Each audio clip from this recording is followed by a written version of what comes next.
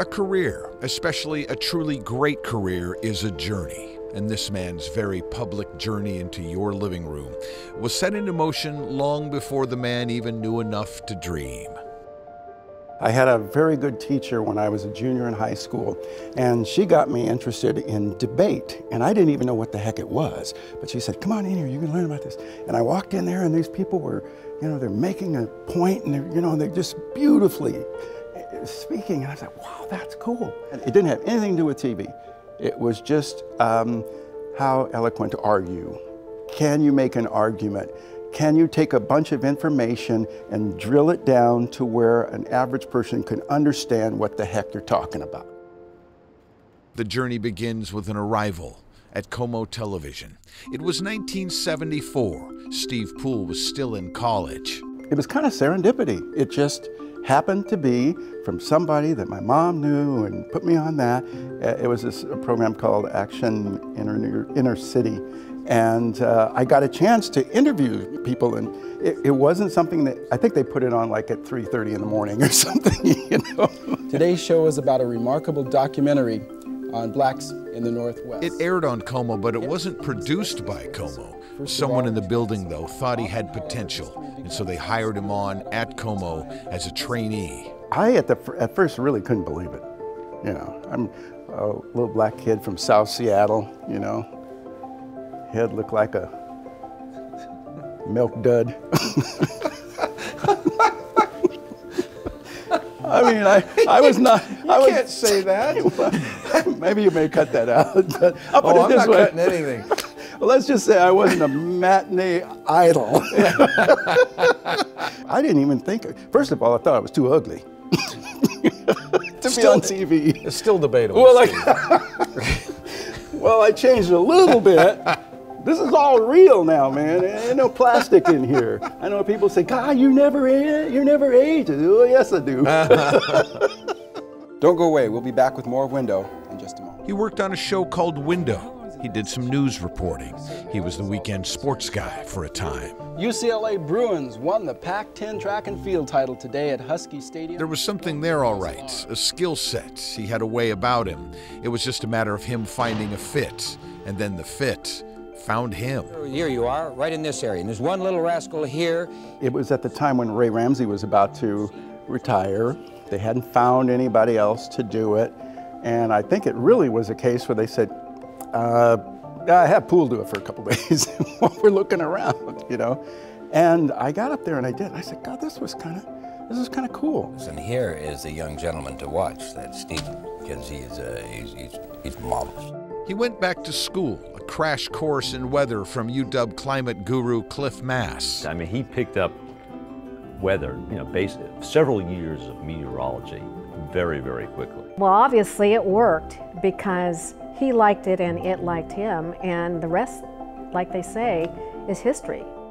And so he became a weatherman, KOMO's weatherman. Let's talk about our situation, because I know you want to know. You're saying, Steve, come on, what's going to happen now? He continually added to his workload. He hosted an award-winning show called Front Runners. Hello, everybody. I'm Steve Poole, and welcome to Front Runners. And a show called Summer Break. I'm Steve Poole, your host. Tonight, we're going to introduce you to a phenomenon called breakdancing. And so the journey took on a direction, and the man laid claim to his place, a place on a news set, and in our homes, and in our hearts. And he held on to that place for a long, long time. This is very deceptive weather. This happens, and folks will see some of that sunshine and think, hey, everything's okay. No, it doesn't work that way. We have a snow advisory up at this time, and what that means is that we do expect accumulations of snow for just about This is the culprit right here, low pressure. Now, when the storm was at its most intense, we can kind of see this on the satellite image here. That was the thing I liked the most, was to be able to take all that disparate information and know that you're getting through to people so they can make a decision about their lives. That's what got me. That's what really got me. You look further out to sea and you see the clouds developing a bit more, getting a bit more intensity to them. Well, that intensity is going to kind of move in on our weekend here a little bit. Free-flowing. Free-flowing. Ad-libbing, making it up as you go. No script at all. Yeah, those were some golden times. They were. I mean, no offense to the other stations in town, but I think hands down, we were the best. And yeah, okay, we can toot our own horn, but I think there's a lot of truth. You're retiring, you can toot your horn all you want, right? He became a regular fill-in on Good Morning America for years. He hosted the Seattle Children's Hospital Telethon. He wrote a book, hosted a golf tournament. He was on the board at the Museum of Flight and became the first African-American member of the Seattle Golf Club. And along the way, 2 times per show, 3 shows per day, 300 days per year for more than 40 years, he got himself pumped up and ready, and he turned it on. More than 80,000 times he went out onto that news set and lit it up as KOMO TV's Steve Poole. You don't get that good, you don't stay that good without a fire in the belly. And make no mistake, lovable, amiable Steve Poole had a fire in the belly. You know, my dad was in the service, and there was a, there's a ethos when you're in the service, and and it's like, I don't give a damn, take the hill. Take the hill. And that's not a bad thing. It just is. So I was told from this big, if you have something that you have to do and it's important, do it. Get it done. No excuses. The journey, the career had so many highs, but there were lows too, and they left their marks. As you know, when Kathy passed away, it was a tremendous, I still miss her. Yeah. Everybody does. Yeah, yeah. When we lost her, we didn't really change, but individually, but it wasn't quite the same ethos. Yeah. Right now. This is for you, Kathy. I love you.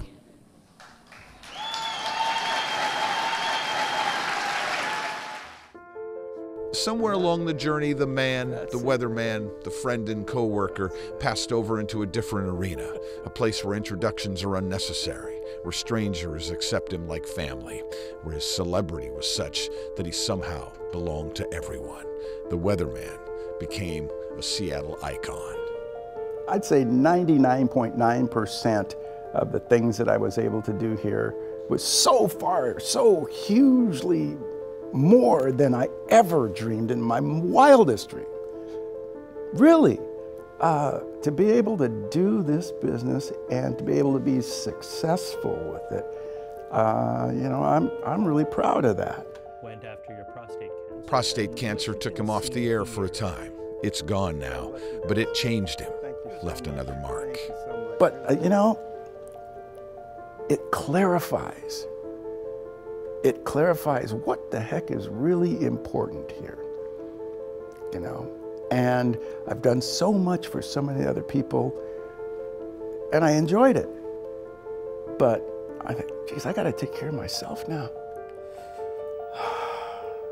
And so a truly great career, which is a journey, reaches its natural conclusion.